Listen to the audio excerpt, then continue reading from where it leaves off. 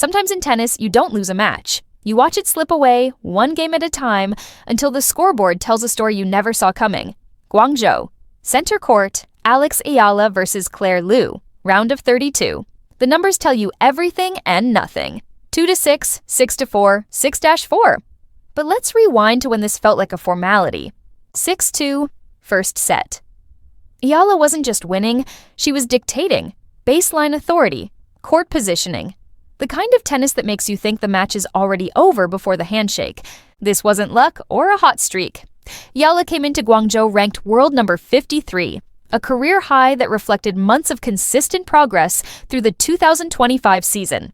As the fourth seed in the tournament, she carried the expectations that come with that status, the assumption of control, the weight of being the favorite. Liu looked overwhelmed, reactive, scrambling at world number 305, seemingly outmatched by Eala's authoritative patterns that punched through the court and pinned her into defensive positions from the first ball of each rally. Eala shrugged off an early break against her service and stormed through the final 4 games of the opening set. The momentum belonged entirely to her. The first strike lefty patterns that were honed during her development years at the Rafa Nadal Academy were firing on all cylinders. Everything that was supposed to work was working. And then something shifted.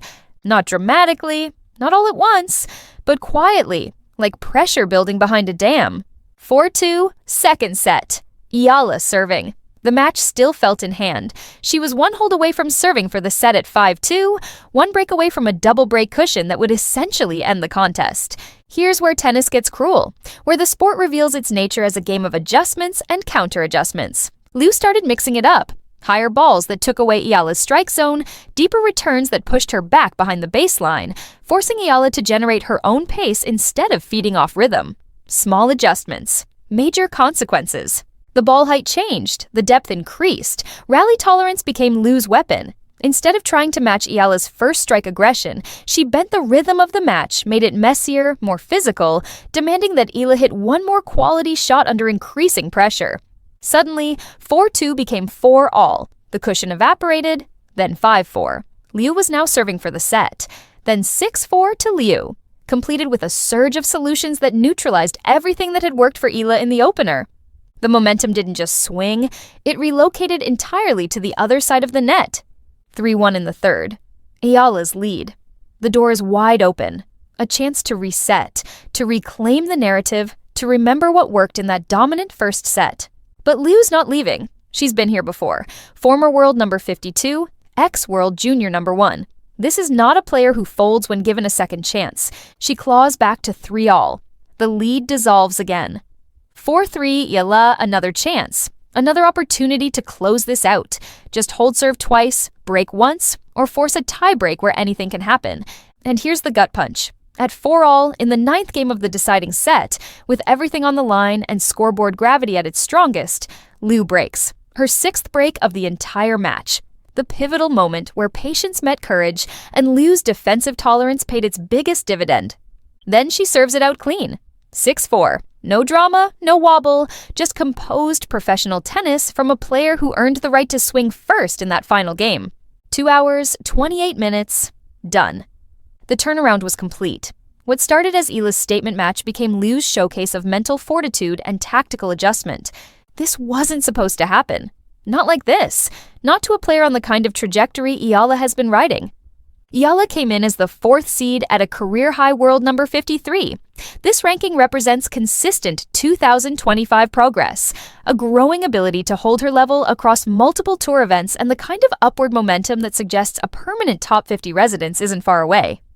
Guangzhou looked like the perfect platform to consolidate that ranking, to bank more points, to keep pushing toward the elite tier of women's tennis, where the biggest titles become realistic targets rather than distant dreams. She's already made history this year. At the US Open, Eala became the first Filipino in the Open era to win a Grand Slam main draw match, a landmark achievement that showcased her ability to problem solve on the sport's hardest stages under the most intense pressure. Her pedigree runs even deeper. In 2022, she won the US Open Girls Singles title, becoming the first Filipina to claim a junior Grand Slam singles crown.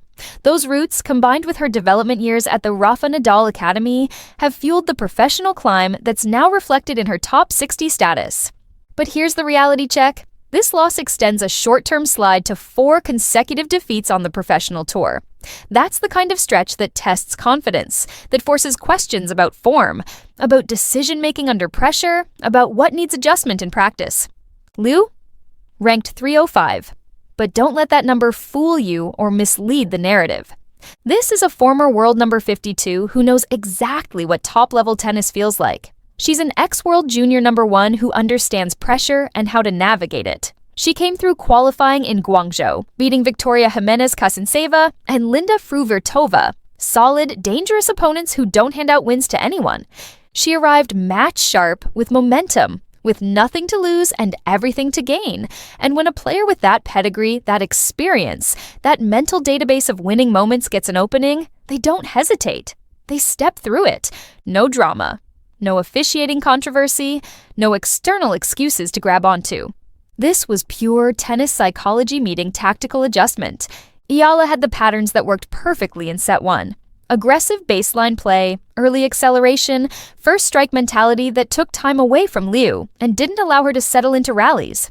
But as the match stretched, as Liu adjusted and started changing the variables, ball height, depth, pace variation, those same patterns started requiring more precision under pressure, more patience when rallies extended, more margin for error that simply wasn't there when the scoreboard tightened. The unforced errors crept in at exactly the wrong moments. The shot selection tightened when it needed to stay free.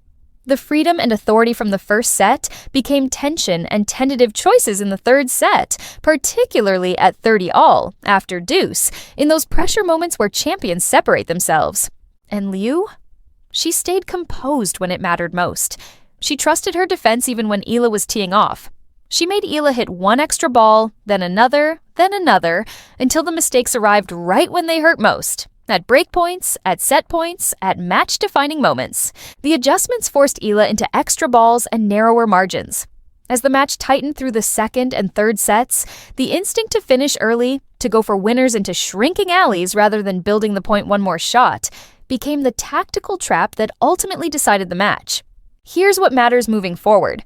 This loss stings, but it doesn't define the season or the career trajectory. Eala's already made history this year. She's already achieved milestones that will be remembered long after this night in Guangzhou fades from memory. US Open Junior Champion in 2022. First Filipino to win a Grand Slam main draw match. Trained at the Rafa Nadal Academy under a system that produces champions. Top 60 in the world at just 20 years old. Yes, this is her 4th straight loss. Yes, she lost from winning positions multiple times in the same match. Yes, it's going to replay in her mind during quiet moments, during practice sessions, during the next time she's up a set and a break. But she's still in the doubles draw with Nadia Kichenok, scheduled to face Tang Qianhui and Emily Appleton. That's not a consolation prize. It's an immediate opportunity to rebuild rhythm in live points, to sharpen returns and first volleys, to force quicker decisions at the net that restore confidence in timing. Doubles reps create a feedback loop that often helps settle nerves and restore the kind of rhythm that translates directly back to singles the following week. Because that's the real lesson here. Not how to win the first set, but how to survive and close when your opponent refuses to fade, when they raise their level, when they force you to earn every single point in the final games.